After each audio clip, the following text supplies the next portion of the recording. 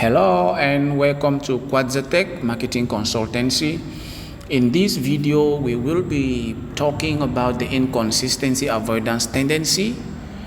In the last video, we talked about the conscious fairness tendency, and according to this tendency, people normally adopt behavioral patterns that, if practiced by everyone, we can create a good society to live in. Now, in the inconsistency avoidance tendency, it says that it is easier to resist at the beginning than to resist at the end. So at this point, it might be a little bit complex for you to understand, but then after we've gone through a series of examples, you'll be able to exactly understand. So I will take the case of, say, a car dealership. Now, we will take two scenarios. In scenario A, there is a car that is sold for the front price that I've given you on their website is, say, $25,000. That's the front price, $25,000. And another company, that's company A, is selling the car for $25,000. Company B is selling that same car for $24,000. The same car, definitely we will be going for the 24,000 car, for the reward tendency. But then let me say we have selected the 24,000 car. Now you have filled in your credentials, you've given your shipping details, your bank account details, you've signed everything. Now at the point of paying, the dealer tells you that, he made an error. He made an error in calculating the price of the car. Actually, the car was $25,200. $25,200, not $24,000. So it's an error on him and all the like. He apologizes and does all of that. So at this point, it is very difficult for you to turn back, because you probably have spent some 2 hours there trying to fill in forms, trying to get insurance, trying to do all the freaking things. So at this point, you find it easier to pay the increase in price compared to if you come back now to start with the car, which is $25,000 just for $200. You say, okay, better let me buy from this guy, though it is more expensive. So that's how you can use inconsistency avoidance tendency. Another case is hotel booking. Now here I will give my own personal experience. When I was in India, I went to Thrissur.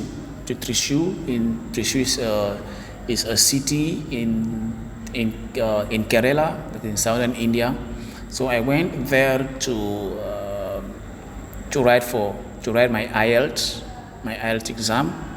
So while I went, my IELTS exam was supposed to be Joyce Palace. In Joyce Palace, so around Joyce Palace, there were a series of hotels that I could pay. So I went to the first hotel. It was around 700 rupees per night, and the other hotel was around 900 rupees, something like that, if I'm not mistaken. So then I had to apply, I had to book online. So when I said, okay, definitely the one that is 700 rupees is far cheaper compared to the one that is 900 rupees. So I started with the one of 700 rupees. So not knowing that the 700 rupees that was shown to me was kind of a deceitful price.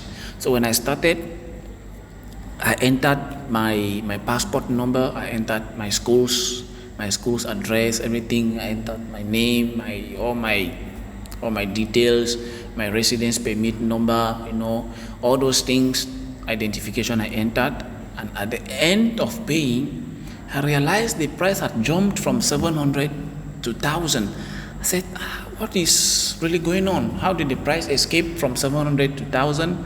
But at that point, I could not come back, to go start the process afresh, just because of 100 rupees. So I was forced to, to pay Whereas if I had maybe taken the one that was 900, I should have ended up paying just 900 rupees.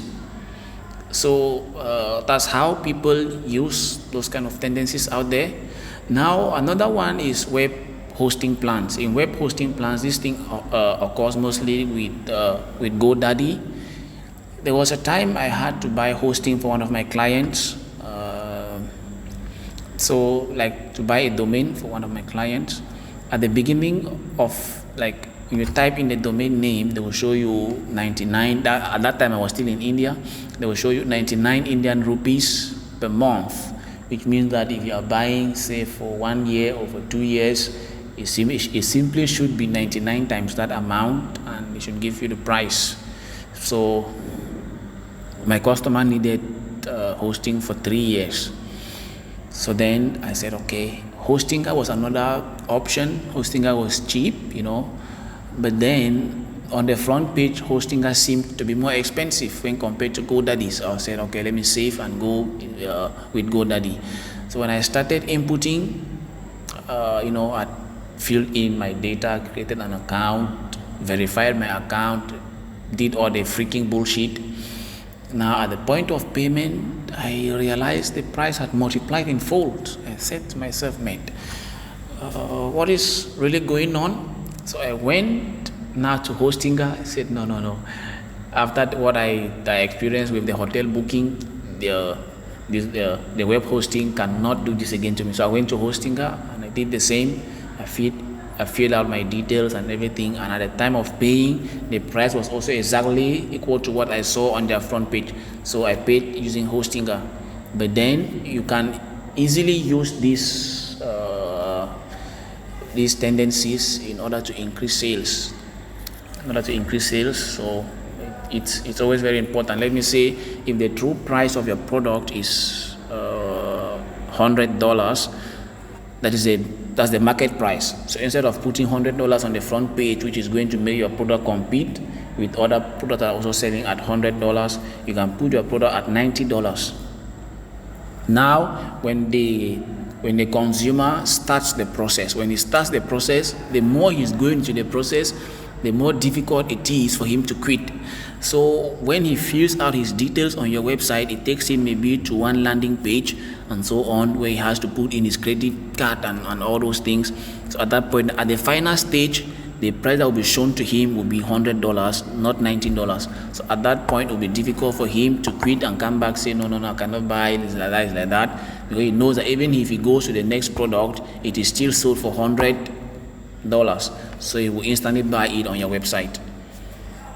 So use all of these techniques. We have gone through a series of videos showing us how to use all of these cognitive biases and all the like. So in the next video, we'll be looking at the availability misweighing tendency. Availability misweighing is also explaining how the availability of your product everywhere, how the font size, and so on, can also increase the sales of your product. Thank you very much for watching. Then if you are interested in learning strategies that will grow your business internationally and that will multiply your sales, schedule an appointment with one of our leading consultants, which is completely free. We will go through your business and see which strategies are best for you. Thank you very much.